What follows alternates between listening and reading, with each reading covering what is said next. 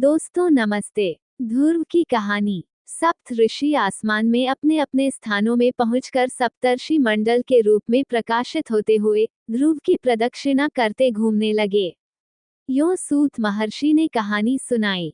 इस पर मुनियों ने पूछा, सूत महर्षि, हम लोग ध्रुव की कहानी सुनना चाहते हैं। सूत मुनि यों सुनाने लगे, इस विशाल विश्व में सबसे ज्यादा ऊंचा स्थान ही ध्रुव मंडल है। वही विश्व स्वरूप विष्णु के शिर का स्थान है। ऐसा ऊंचा स्थान पाने वाले ध्रुव उत्तानपाद नामक एक राजा के पुत्र थे। ध्रुव की माता सुनीति राजा उत्तानपाद की ज्येष्ठ पत्नी थी। सुरुचि छोटी रानी थी। राजा सुरुचि को ज्यादा प्यार करते थे। एक दिन राजा उत्तानपाद छोटी रानी सुरुचि के पुत्र उत्तम को अपनी जांघ पर बिठाकर प्यार जता रहे थे। तभी वहां पर ध्रुव आ पहुंचा।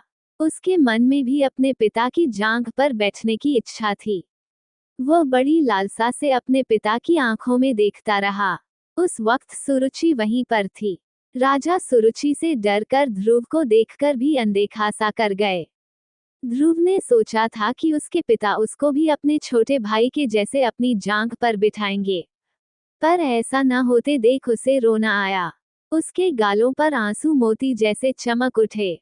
ध्रुव की हालत देख सुरुचि खिलखिलाकर हंस पड़ी और बोली, अरे बदकिस्मत के बच्चे, चाहे तुम जिंदगी भर तपस्या क्यों ना करो, मेरे पुत्र के समान तुम्हें अपने पिता की जांघ पर बैठने का भाग्य प्राप्त न होगा। मेरे पेट में पैदा होगे तभी तुम्हें ये सौभाग्य प्राप्त होगा। हाँ, तुम तो जब देखो नारायण का संकीर्तन किया करते हो। अब तपस्या करके उसी नारायण से पूछकर देखो, कहीं वे तुमको ऐसा सौभाग्य प्रदान कर सकते हैं या नहीं। यूं सुनीति ने ध्रुव का मजाक उड़ाया। बालक ध्रुव का मन कचोट उठा। उसका दुख उमड़ पड़ा। उसका क्रोध खौल उठा।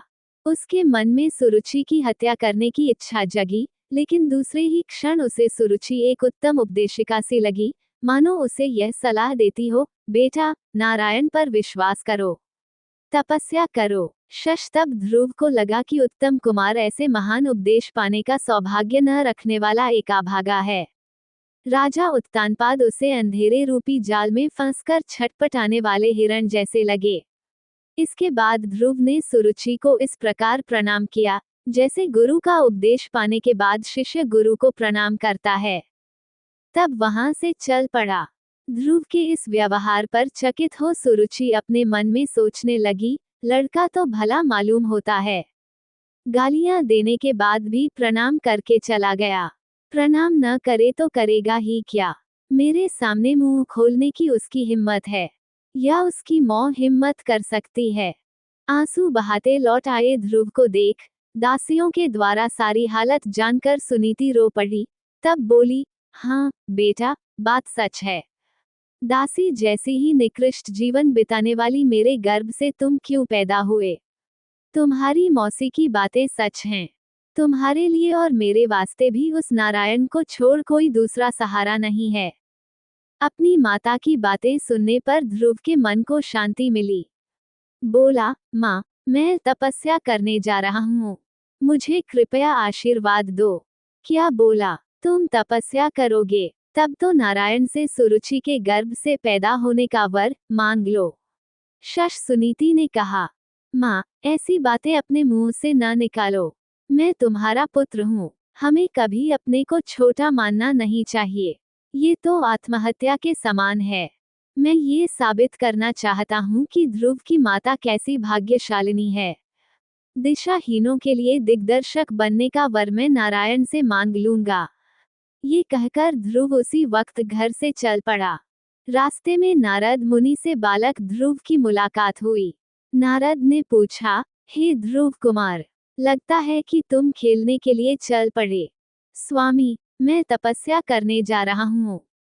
ध्रुव ने जवाब दिया, ओह, तपस्या नामक कोई खेल भी है? तब तो खूब खेलो बेटा।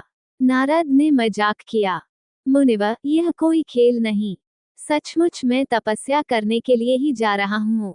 ध्रुव ने स्पष्ट शब्दों में कहा, उफ, ये बात है। इस छोटी सी बात को लेकर तुम तपस्या करने जा रहे हो?